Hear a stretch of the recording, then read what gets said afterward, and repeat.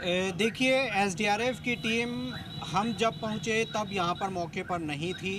रात भर से पानी बह रहा था और पानी का लेवल लगातार बढ़ता चला जा रहा था। तब तक एसडीआरएफ की टीम यहां पर नहीं पहुंची थी बाज़ारों में। लेकिन जब से हमने खबर दिखाई, खबर प्रसारित की, उसके बाद में एसडीआरएफ की टीम यहाँ पर पहुंची है और उसके बाद में यहाँ की जो विधायक है वो भी अपने घर से बाहर निकली है और यहाँ पर फील्ड में गई है।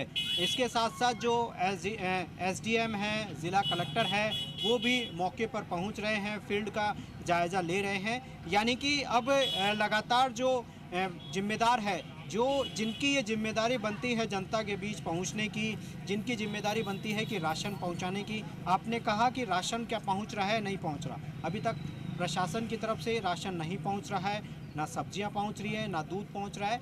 यहाँ तक कि पानी के भी लिए लोग जो है पानी में ही कह सकते हैं कि मुश्किलें बढ़ रही है। लेकिन उन्हें पीने का पानी भी नसीब नहीं हो रहा है।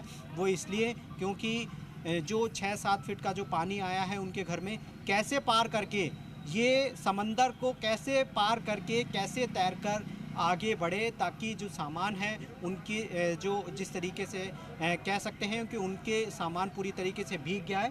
लेकिन देखिए, जिस तरीके से बचाव राहत की जो सामग्री है वो यहाँ पर पहुँचनी चाहिए थी, वो अब तक नहीं पहुँची। महिला से मेरी बातचीत हुई थी जो रो रही थी, उनके जो दर्द है वो बयां कर रहा था और वो ये कह रही थी कि आशीष, सॉरी टू इंटरप्ट यू, मैं रोक रहा हूं मैं आपको। आप ग्राउंड पर बने रहिए। इस बीच हमारे साथ राजवीर चौधरी साहब हैं, करौली के एडीएम, हमारे साथ कनेक्ट होंगे। चौधरी जी, बहुत स्वागत है आपका। सर, ये तस्वीरें हम लगातार सुबह से दिखा रहे हैं। करौली में क्या स्थिति है, क्या मंजर है? पानी बहुत ज़्यादा आ चुका है और सुबह से हम प्रयास भी कर रहे थे आप लोगों से बात करने का, लेकिन फ़ोन नहीं उठ पा रहा था। एनीवेज, आप कनेक्ट हुए, इसके लिए आभार आपका। सर, बताएं क्या स्थिति है ग्राउंड पर इस वक्त, क्या कर रहा है प्रशासन करौली का? सर देखिए, प्राकृतिक आपदा है, इसमें 2 दिन से लगातार इतनी भारी बारिश हो रही है करौली रोहिंटोन क्षेत्र में जी। तो करौली क्षेत्र में पांचना बांध में भी जबरदस्त पानी का इनफ्लो है। तो हमने 4 गेट खोले थे, 20,000 क्यूसेक पानी निकाल रहे हैं। कभी हम 16,000 करते हैं, कभी 12,000, लेकिन अभी 20,000 क्यूसेक पानी छोड़ करके गंभीर नदी में पानी छोड़ा जा रहा है। तो जैसे ज्यादा हम पानी छोड़ते हैं तो शहर से जो पानी है उसकी निकासी सुगम हो पा रही है। पानी बहुत ज्यादा भर गया। हमने 2 एसडीआरएफ की कंपनियां थी वो लगा दी, 2 एसडीआरएफ की और भरतपुर से मंगा ली। इसके अलावा एनडीआरएफ की कंपनी हमने मालपुरा से बुलाई है, वो पहुंचने वाली है। और सभी कलेक्टर साहब, जिला परिषद सीईओ, एसडीएम सभी फील्ड में है, सभी स्थिति पर नजर रखे हुए हैं। और हम सभी निवासियों से अपील करते हैं कि वो भी सब लोग एकजुट होकर के इसका मुकाबला करें और जल्दी हम इस पर पार पालेंगे और इससे बाहर निकलेंगे। राजवीर जी, बहुत अच्छी बात है कि आपने इतना प्रयास किया, आप लोगों ने मिलकर इतना प्रयास किया कि अब टीमें दिखाई दे रही हैं, हमारे संवाददाता भी बता रहे हैं। लेकिन अब बज रहे करीब 12 सर, और हम लोग सुबह 7 बजे से लगातार ये स्थिति दिखा रहे हैं। एक महिला हमारे साथ कनेक्ट हुई जो इस वक्त स्क्रीन पर भी है, वो ये कह रही थी कि हमारे घर में इतना पानी चला गया रात में कि हम सो नहीं पाए। 1.5 साल का बच्चा उसको गोद में लेके बैठे रहे। क्या आप फील कर सकते हैं सर इस सिचुएशन को?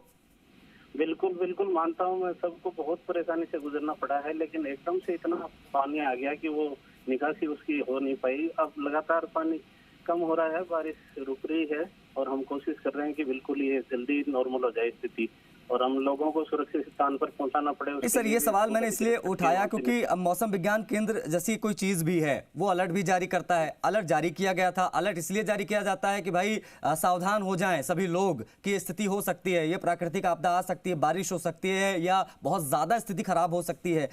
इस अलर्ट के बाद भी सचेत नहीं रहा जा सकता क्या सर? क्योंकि मैंने देखा कि लोगों के पास खाना नहीं है खाने को, वो कह रहे हमने कल रात का बचा खाया है, कोई किसी के पास सब्जी नहीं है।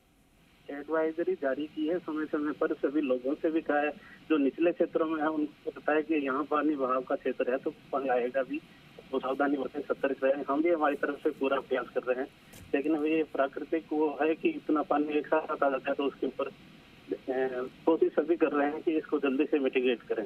नहीं, बिल्कुल सही बात है सर। लेकिन अगर मैं आपसे फटाफट 1 साल और लेना चाहूँगा सर, क्योंकि जब इस प्रकार की सिचुएशन होती है तो लोगों को खाने पीने के लाले पड़ जाते हैं। बहुत सारे लोग ऐसे होते हैं सर जो रेहड़ी पटरियों पर दुकान लगाते हैं, रोज 200-250 कमाते हैं, फिर उसी से खाते पीते हैं। इन लोगों के लिए क्या आप सब्जियां पहुंचा रहे हैं, दूध पहुंचा रहे हैं, सूखा राशन या तैयार नाश्ता सुबह कर पाए कि नहीं कर पाए लोग? इन सबके सवालों के जवाब आखिर कौन देगा सर? बिल्कुल, ये सारी व्यवस्था हम अभी जायजा लेकर के जैसी भी स्थिति होगी सब लोगों तक। नहीं सर, कोशिश ये करिए, हमारी भी आपसे सर यही अपील है, कोशिश ये करिए कि लोगों घरों तक सब्जियां पहुंच जाए, दूध पहुंच जाए, क्योंकि ये पानी निकलने में भी समय लगेगा। ऐसा नहीं कि ये कोई मशीन लगाई और खिंच गया पानी, क्योंकि ये 5-5 6-6 फीट कमर तक हमारे रिपोर्टर पानी में डूबे हुए हैं। तो हम समझ सकते हैं स्थिति बहुत खराब है, लेकिन उम्मीद आपसे सर यही है कि आप सभी मिलकर सब्जी पहुंचाने का काम हो, दूध पहुंचाने का काम हो, या किसी को नाश्ता नहीं मिला हो, वो चीजें लोकल बॉडी जरूर जाए लोगों के घरों तक। उसके लिए प्रयास करेगा कि लोगों को कम से कम दिक्कत हो और उनकी मदद पहुंचा सके। Thank you. राजवीर जी, बहुत शुक्रिया आपका, आपने वक्त दिया।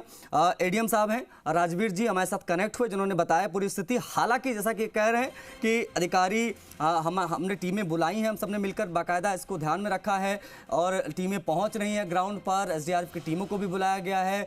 कोशिश यही है कि लोगों तक चीज़ें पहुँचें, लोगों को किसी प्रकार से स्ट्रगल ना करना पड़े, ऐसा अधिकारियों का कहना है। लेकिन धरातल पर चीज़ें बेहतर तरीके से कब दिखाई देंगी, उस पर भी हमारी नज़रें बनी रहेंगी।